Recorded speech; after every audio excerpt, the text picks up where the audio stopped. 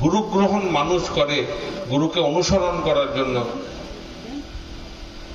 তার আদেশ নির্দেশ অনুশাসন এগুলো নিজেদের জীবনে পরিপালন করে নিজেদের জীবনটা জীবনীয় করে তোলার জন্য গুরু গ্রহণ করতে হয়।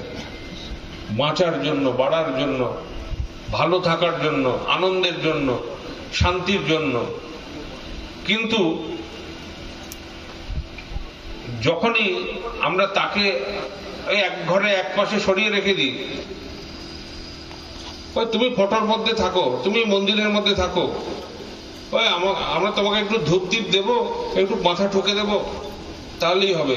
তারপরে আমি আমার ইচ্ছার মালিক, আমার যেমন ইচ্ছা হবে আমি তেমনই চলবো, আমার যেমন দুর্বলতা সেই দুর্বলতার প্রশ্রয় দিয়ে চলবো। এরকম চলার কিন্তু কোনো অর্থ হয় না।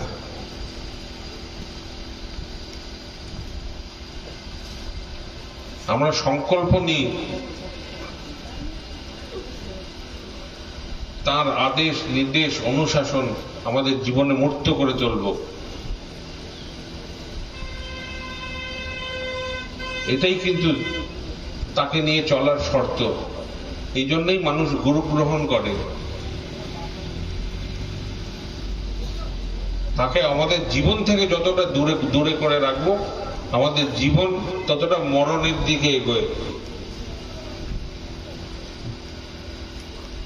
আর যদি সর্বদা সর্ব অবস্থায় তিনি আমাদের সাথে থাকেন, শয়নে স্বপনে জাগরণে আচারে আচরণে চলায় বলায় করায় সবকিছুর মধ্যে, প্রতি মুহূর্তে ভাবনায় চিন্তায় সবকিছুর মধ্যে তাকে নিয়ে যদি আমি থাকি আমার জীবনের সর্বক্ষেত্রে, তাহলে জীবনটা শুদ্ধ হয়ে ওঠে, পরিশুদ্ধ হয়ে ওঠে।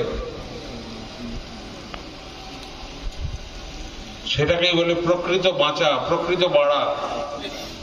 জীবন বৃদ্ধির কথা বলি, জীবন এবং বৃদ্ধি এটাকেই বলে।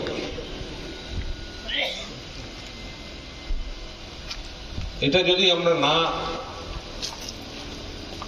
নিজেদের জীবনে পালন করি, তাহলে কি হয়, নিজেদের জীবনে এমন গরমিল তৈরি হয়,